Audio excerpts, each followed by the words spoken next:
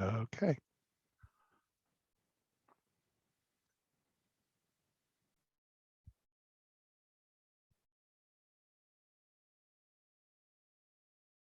Hi, everyone. I think I'm supposed to jump in on the intro here. If I'm not, y'all stop me. For those of you who don't know me, I'm Heather Wheeler and I work over at Region 12, and I am a part of the subgroup that conducts these webinars monthly. And so we're really excited that you guys are all here. We've got a really stacked agenda. I think it's going to be some really great information for you guys. And without further ado, Ada, if you want to jump in here, introduce yourself, and then share your information, please. Fantastic. Well, hi, good morning, everyone. My name is Ada McLeod, and I am the prevention practitioner on the Human Trafficking Division for the Department of Family and Protective Services. And Heather, do you have, there we go. Here we go. So one of the things I want to talk to everyone about this morning is really, obviously, January is Human Trafficking Prevention Month, and we are off to a fantastic start. I don't know if you were able to catch on Monday night that the governor's office, Grace, kicked off the week of prayer this week, and they've had some fantastic Facebook Live events all week. If you haven't seen those, you can go to the governor's office website at gov.texas.gov and find more information. And you can also just Google or look search on your Facebook for the governor's office. And there was a message from the First Lady and from the DFPS, our brand new commissioner, Stephanie Muth, on Monday evening, kicking off the week, and just some fantastic individuals that have come along and are sharing that faith message this week. And so check that out.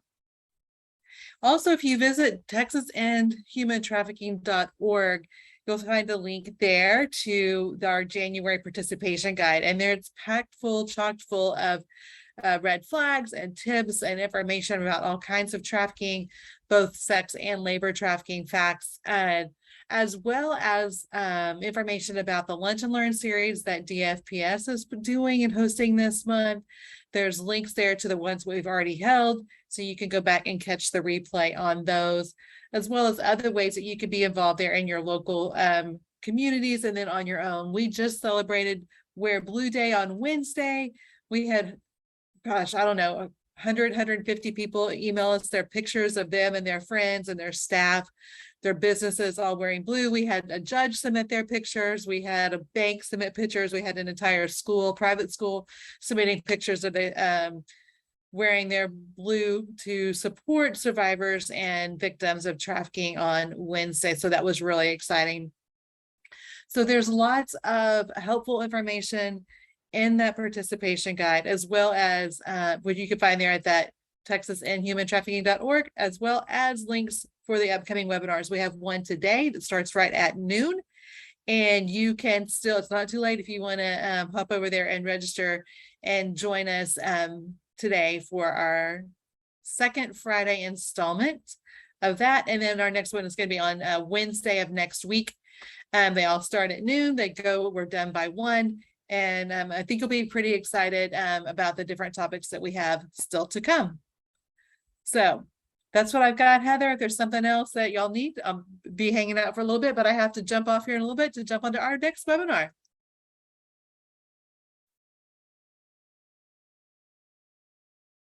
Awesome. Thanks for sharing, Ada. And Barney Fudge is here with TEA. He's going to share a little bit with us about human trafficking and where that piece lives within our TEKS. So Barney, if you want to take it away. Good morning, ladies and gentlemen. Thank you, Heather, for the introduction. My name is Barney Fudge. I'm the statewide coordinator for health education and physical education at the Texas Education Agency. And about a month ago, I was asked to come visit with the group and provide some information about the health education TEKS and where trafficking and health education come together. Most recently, well, I say recently, but it's been 2 years. In November of 2020, the State Board of Education adopted new health education and physical education, Texas essential knowledge and skills. And for those that aren't aware of what the TEKS, the Texas essential knowledge and skills, affectionately known as the TEKS in the education realm, those are the state education standards that students must know and be able to do by the end of each grade level and course in the required curriculum. And so the TEKS hadn't been revised since 1998. So we had various work groups that were convened over about a 1.5 year period. And then in November of 2020, the state board adopted new TEKS.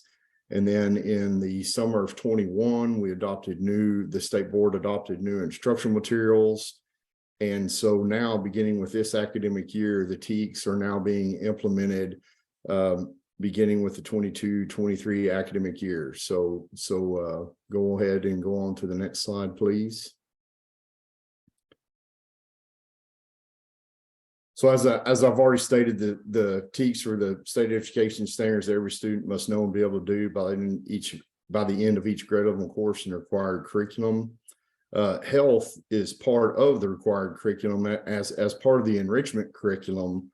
Health is part of the required curriculum in kindergarten through grade 8, and health as a credit-bearing course in high school has not been a graduation requirement since 2009. There was some legislation that was passed back during that session that eliminated the health education graduation requirement to better align everything with the 4x4 movement that was going on at that time. So health is not a requirement for graduation, but some districts still do offer health as a local credit.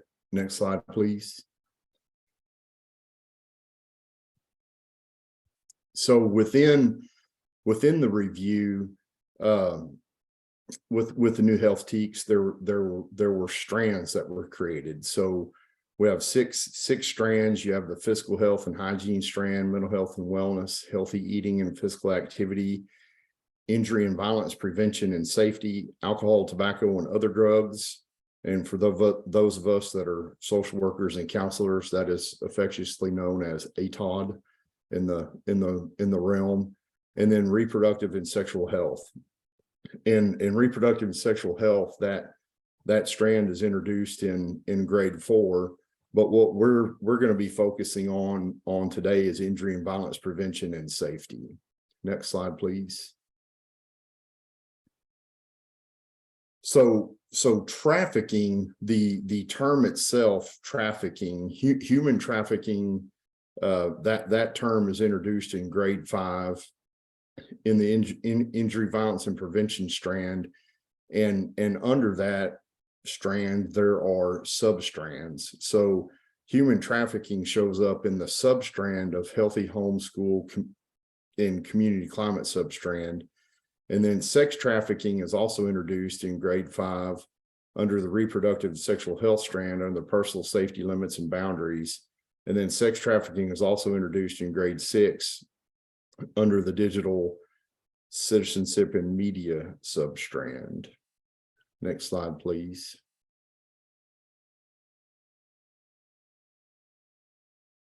And so to kind of break this down a little bit, strands, those are the categories or topics that are used to group a set of related knowledge and skill statements.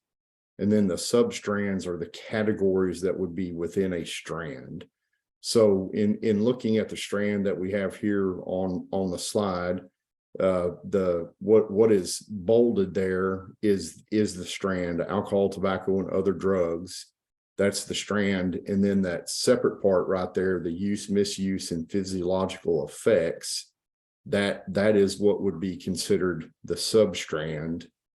And then the information below that, the student understands the difference between the use and misuse of different substances. That is what it would be referred to as the knowledge and skill statement. And I believe, Rod, if you're the controller, I think I have some cool little arrows and things that explain that possibly. I can't remember. I'm not the controller, but maybe the one that is can do that. I'm dropping links in chat for folks to be able to get to the health page for at TEA and be able to look at the health TEKS at TEA. If you drop it in the chat, I'll pull it up. Whoever the wizard is that is advancing the slides, if you could advance to see if it pulls up the arrows, there we go. So alcohol, tobacco, and other drugs, that's the strand, and then hit next. And then that would be the substrand. And then hit next. All right, then those were my flashy little boxes. So trafficking, so the term human trafficking, so then you break that down. So we're looking at knowledge and skill statement number 12. So injury and violence prevention and safety, and then the substrand, healthy home, school, and community climate. So then the student understands that the individual actions and awareness can impact safety, community, environment, and the student is expected to. And then the student expectation is letter A. So that's what the student is expected to explain: strategies for avoiding violence, gangs, and weapons. So that's, and then I think human trafficking, I can't see the full screen.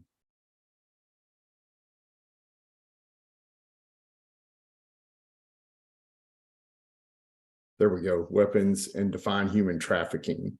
So that's where human trafficking shows up for that in grade 5. Next slide.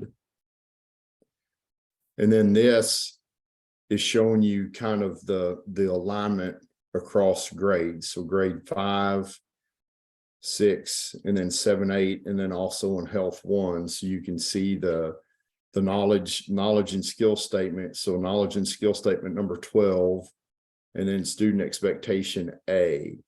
So in grades 5, 6, 7, and 8, you can see the alignment across grade level, and then even into health 1 for high school, where human trafficking is addressed. And then obviously for health 2, there are no knowledge and skill statements or student expectations for human trafficking. Next slide, please. So the term sex trafficking, I actually told a lie just a minute ago. I said we weren't focusing on the reproductive and sexual health, and we are. So this is where the term sex trafficking shows up. So again, reproductive and sexual health, that would be the strand, and then the substrand is personal safety, limits, and boundaries. And then the knowledge and skill statement would be the student understands how to set and respect personal boundaries to reduce the risk of sexual abuse and harassment. And then the student expectation is the student is expected to, and then define abuse, use, define sexual harassment, sexual abuse, sexual assault, and sex trafficking. So that's where that shows up for grade 5. Next slide, please. And then you can see the alignment across grade levels for vertical alignment, where sex trafficking shows up for grades 5, 6. Then it shows up in multiple SEs for grades 7, 8. And then you can also see where it shows up for high school health 1 and 2.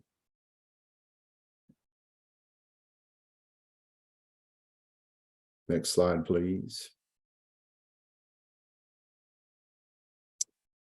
So then sex trafficking is also addressed in the injury and violence prevention and safety strand under digital citizenship and media in grade 6. So again, our strand is injury and violence prevention and safety. The substrand would be digital citizenship and media. Your knowledge and skill statement, the student understands how to be a safe and responsible citizen in digital media and online environments. And then your student expectation would be letter E, identify how to recognize or identify how technology is used to recruit and manipulate potential victims of sex trafficking. Next slide, please. And so then you can see where this aligns. Oh, go, thank you. You can see how this aligns through grade 6 and grade 7. And what I'd like to talk about, so the goal or the direction that I was given was to identify where trafficking shows up in the health education TEKS. But I also want to explain that there's scaffolding involved here. So in the elementary grades, when you're looking at kindergarten, grade 1, 2, and 3, and 4, we talk about what's appropriate behavior, what's not appropriate behavior. We focus a little bit on bullying, and then we talk about what is appropriate online, what's appropriate use of technology and online. So we kind of scale it down more to that level of learning. So we're scaffolding and we're building it up. So when they do get into grade 5 or grade 5, 6, and then 7 and 8 and above, then we transition into, this is referred to as human trafficking and sex trafficking. And so they can see over, kind of over time, how this scaffolds into the bigger picture of what we're discussing. Next slide, please. So during the 87th legislative session, the second called session in 2021, there were Senate Bill 9 was signed into law. And you can go ahead and transition to the next slide. And so it amended Texas Education Code 28.004. And Texas Education Code 28.004 is basically what I refer to as the Bible in statute for school health advisory councils. That is where everything that pertains to a shack lives and breathes, and so that is that specific section in law right there is what I refer to as the Bible. And so what Senate Bill 9 did is that it added to the shack's responsibilities by the shack recommending appropriate grade levels and curriculum for instruction that would relate to child abuse, family violence, dating violence, and sex trafficking, including the likely warning signs. So that is now a job duty of the shack. And then it also added subsections J-2, and then what I refer to as the Q sections, which identify the requirements for any course materials and instruction related to child abuse, family violence, dating violence, and sex trafficking. So that's where all the guidance and information is for where it lives now for districts, particularly for the shack, for the review of materials, everything needing to be up for review, for public inspection, the convening of meetings convening of public meetings to have a vote on the materials, parents being able to review the materials. So those were the things that Senate Bill 9 added to 28.004. And is there another bullet on there, or is that it?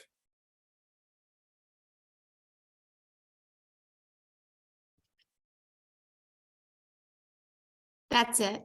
Okay, next slide.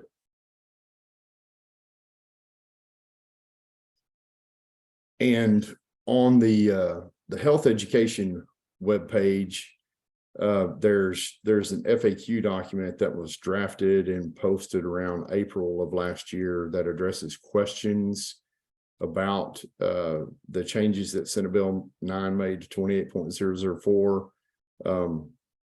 And it's posted right there under the announcements section. And so if you have questions, I would encourage you to go there and read through that document to look through the information and the guidance. And then there's also a letter that was posted right around the same time as well, pertaining to local assessment and testing in human sexuality instruction. That's under the announcement section also. And this letter, although it does reference and pertains to human sexuality instruction, that information about assessment and testing pertaining to that specific topic also does apply to instruction in child abuse, dating violence, family violence, and human trafficking. And I am piloting something new here on this presentation. I have been told that I'm being a groundbreaking person by including QR codes in the presentation. Apparently, I'm the first to try to test this out, so I hope it works for everybody. I'm trying to be hip and get into the 21st century by including QR codes, because not everything is hyperlinked all the time and you can't get it. So I wanted to see if this works. So that's what QR code 1 is for, the FAQ, and QR code 2 is for the letter that pertains to the local assessment and testing information. Next slide. And as always, you can shoot an email to the curriculum help desk by either clicking on that hyperlink. That'll take you straight to the help page, or you can use the nifty little QR code there. And then you can also sign up for various newsletters that the curriculum division has. One of those being the health and physical education newsletter to stay up with updates. And there's the link right there at the top to sign up for updates. Next slide. And to help me improve the presentation and also provide feedback, you can scan that QR code or click on that link to fill out a very short survey about the information that you have received today. And I hope you found the information useful and beneficial, and I thank you for your time very much. Barney, Yes. we do have a couple of questions that came in while you were going through your PowerPoint. One is, even though sex trafficking is a TEKS for grade 5 item, parents still have to give opt-in permission for students to participate in the lesson. Question. Is that they're asking that as a question? They are, yes. I believe the answer to that would be yes, because if it's part of, it's really a two-part answer. So you have two, let's look at this in two buckets. Okay, so in bucket 1, you have instruction in the essential knowledge and skills, health education, essential knowledge and skills. And then in bucket number 2, you have human sexuality instruction. So if they're going to look at sex trafficking time out. We're specifically talking about Senate Bill 9, child abuse, dating violence, family violence. So on the FAQ, there is a question that addresses that. And if they're talking about child abuse, dating violence, family violence, and human trafficking or sex trafficking, the law specifically states that you've got to provide written notice 14 days in advance of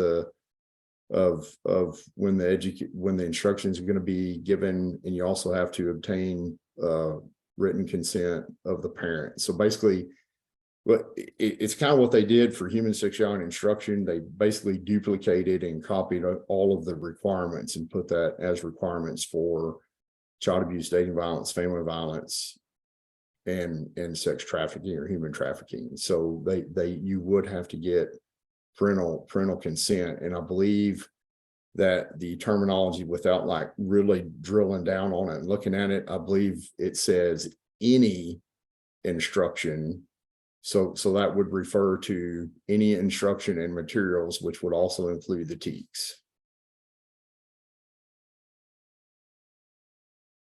Awesome. And we did get, Nancy also shares that TASB guidance says that the law requires parents to opt students into instruction. Both parents should receive the opt-in form at least 14 days before the instruction begins. The district must also issue an annual notice to parents that the instruction will be provided. Among other required items, the annual notice must inform parents of the right to access the materials, the right to remove the student from the instruction, and the opportunities to be involved in the development of the curriculum. And that's available in your chat if you guys want to take a look at that as well. We had another question about, which is really geared more towards the administration of this webinar, about school districts who couldn't attend the training and how can they access the recording at a later date. We do post these on TEA's website, and Rod provided a link for that into the chat. If you guys think of any other questions throughout the remainder of today's webinar, you can drop those into the chat and we can get them answered by either Barney, Ada, or our other presenters as well. Debbie is with the CAC, and so I will exit out of that. And Debbie's going to tell you a little bit about some of the resources from the CAC that are available to support you guys. So Debbie, if you want to unmute, introduce yourself, and then share information. Okay, thanks guys. Good morning, everyone. Hopefully my voice isn't going to put anybody off. I'm struggling with some allergies right now. So I am with the CACs of Texas, and we are the technical agency that provides assistance to the children's advocacy centers around the state, of which there are 70. And I know we have had some education prior webinars on the CACs and the importance of what they can do in your space. So really partnering with them. So if you don't know your local CAC, then Heather has put up our website. You can go to cactx.org. And in this little area where it says search for a local center, you put in your county or your city or your, if you know the center name, but you can put any one of those fields in and your center will be populated.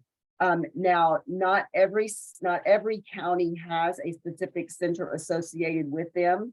However, every county has resources from a local CAC. So what that means is the CAC may not provide to the county as part of their contract. However, they will provide resources. So you can contact them. They provide all the forensic interviews for child abuse victims within an area. So every county has access to a CAC. This is really important for a number of reasons, and some of which we've already covered again in previous webinars, but I want to touch again on those. They provide free counseling to families and to kids who are struggling with some sort of abuse.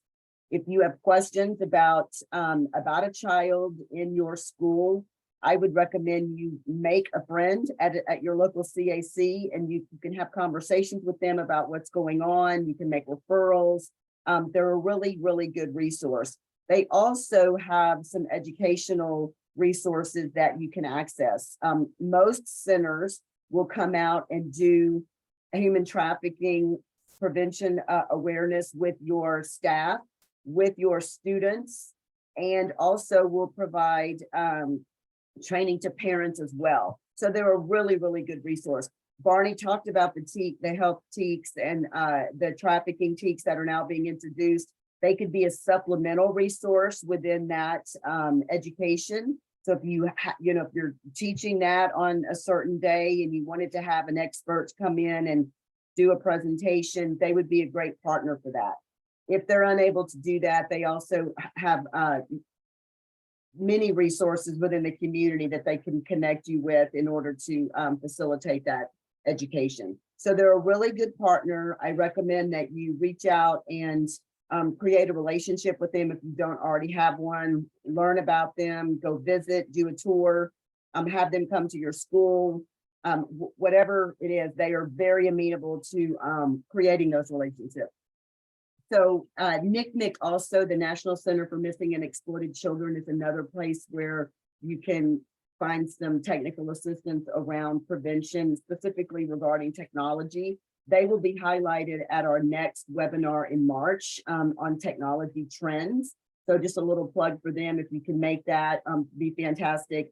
They'll give some state data as well as talk about what is going on with technology, and then specifically address some of their prevention resources. So they will be a great place to access some prevention material.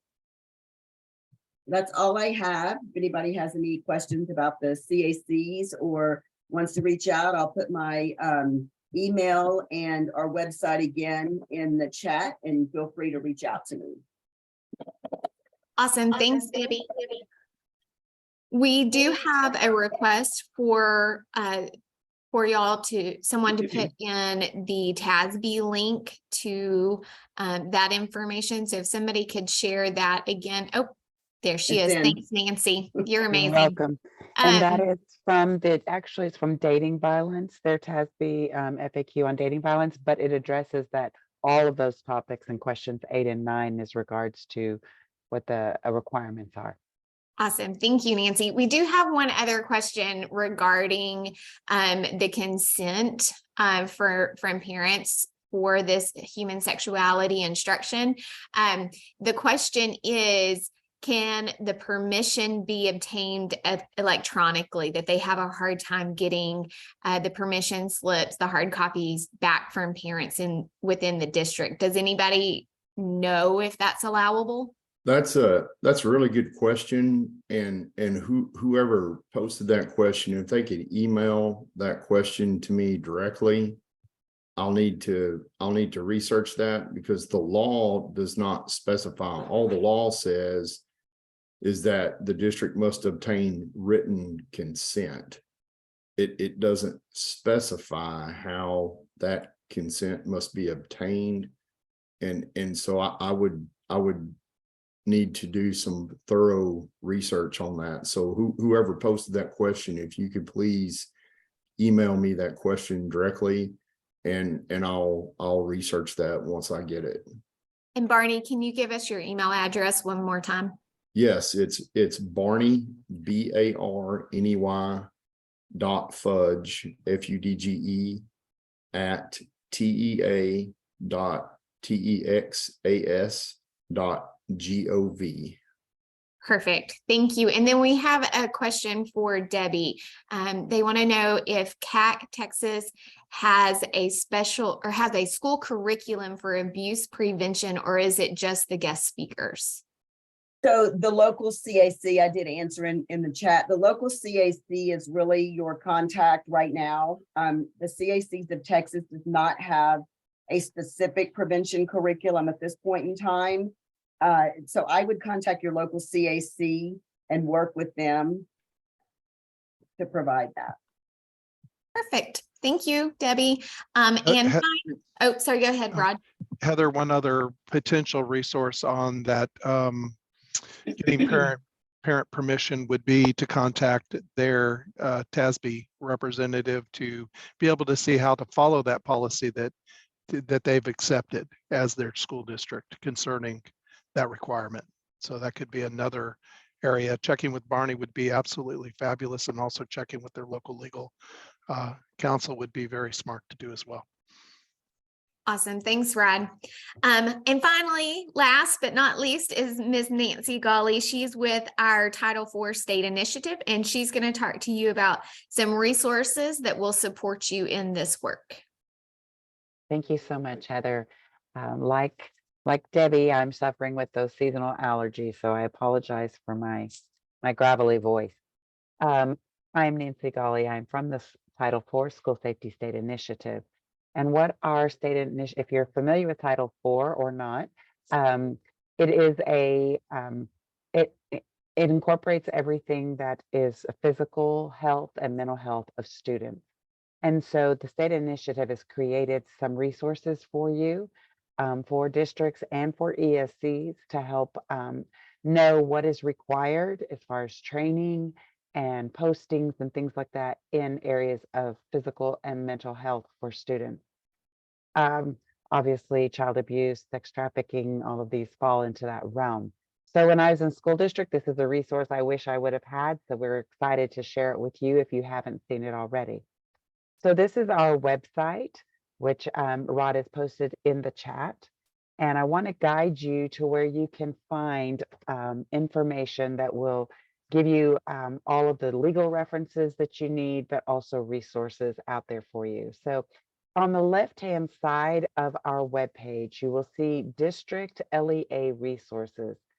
So if you would click on that and scroll down just a little bit there, Heather, and where it says District LEA resources, you'll see that there's a list that has been provided by TASB and there's a few more there on just required trainings.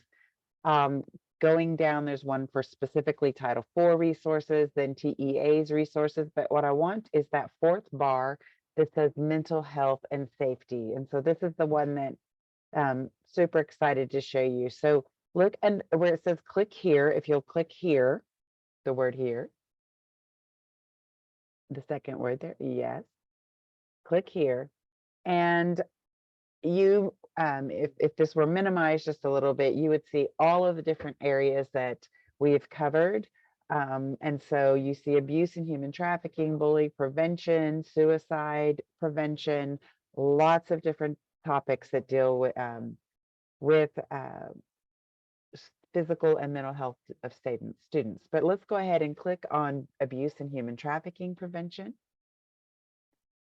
And on this page, you're going to see drop-down lists to all of these different areas. What training, yes, go ahead. What training is required for superintendents, school board members, and staff? What is required for training? When do you need to get consent for counseling? Those also, districts are required to have the child abuse awareness posters. The no-go tell, those have been out for quite a while, but there's examples of those there for you to see. And then also the new human trafficking free zone that was posted, that was created in the last legislative session, the 87th.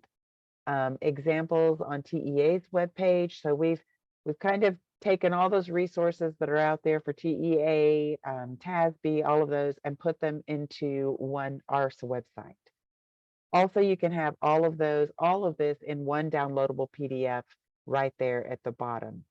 But if you, you can see everything that's on this webpage there in one pager. But if you would go ahead and I want to go back to some of the things that Barney said. On there, the health requirements are also listed there because that is mentioned under the TEA state and other. You'll see a direct link to the health TEKS. All right, so and that'll just take you to the law. But what I want to show you now is I provided you a link, Heather, on the next the health TEKS, and see, it should be maybe in the presentation. So first, our website is going to give you a lot of information regarding all of those training requirements. But the state initiative has also created, and what we've done is, and this has some subjectivity to it, in that we looked at, as Barney mentioned, the words sex trafficking, human trafficking aren't seen until the latter elementary grades up into the middle school required curriculum. However, if you look, and at the bottom of this page, there is there are two worksheets. One, this is all the TEKS done by grade level across. But at the very bottom of this worksheet, if you'll see where, you can choose different worksheets at the bottom, just at the bottom of the screen. Are you seeing it? We can choose worksheet 1, worksheet 2. Are you not seeing it? Not yet, but is it the bottom of the spreadsheet? Yes, it would be more in the bar, and not like the bottom of the Which spreadsheet. would explain, because I don't have it expanded because the bar keeps. Health TEKS by grade area and health TEKS Yes, color coded. that's what I'm needing. Yes.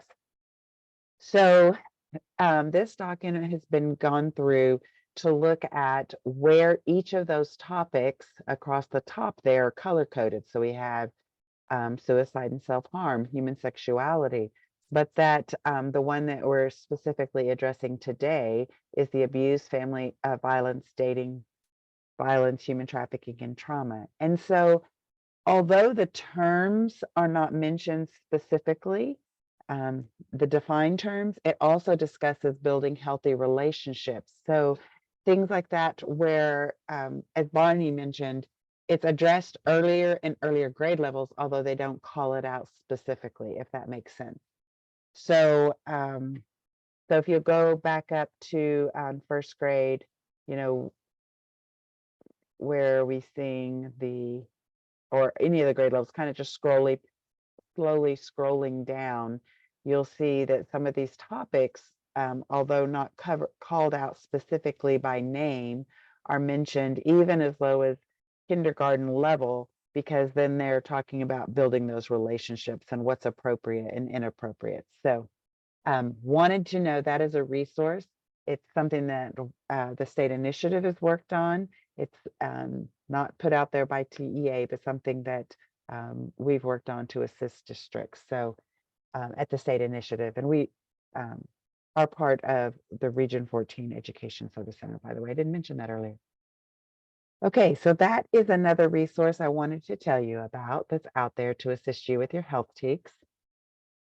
And then I'm actually going to be kind of going back over some things as a reminder that Ada already mentioned, is that this is Human Trafficking Prevention Month, and I've provided resources for you on their participation guide and activities that you can do to PSAs, things like that, that you can advertise and build awareness on your campuses.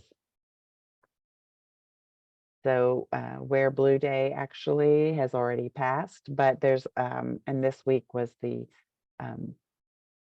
First Lady had her prayer week.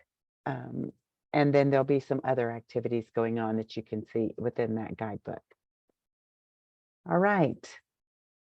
And then also, these are some TEA resources that are out there for you.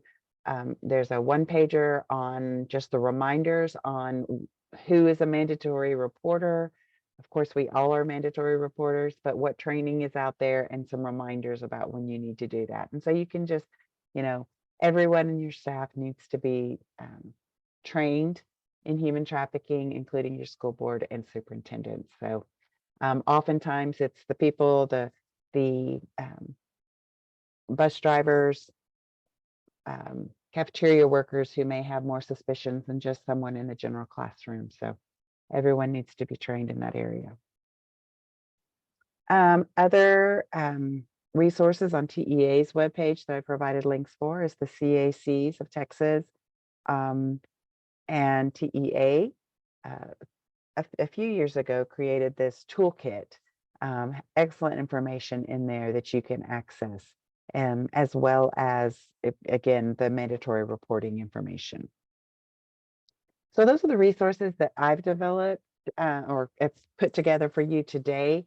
Again, each of these sources have multiple links to other sources regarding human trafficking and abuse prevention. So you can access previous presentations. Here's on a TEA's website that we've provided on some of the previous presentations that have been out there. And so be sure you look back at those because there's so much good information out there.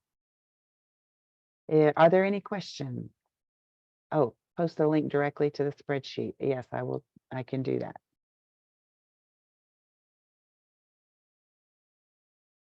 And I'm wondering, Stephanie, the direct link to counseling and parent consent. Yes, I'll look at that. And Rod, are you taking care of that?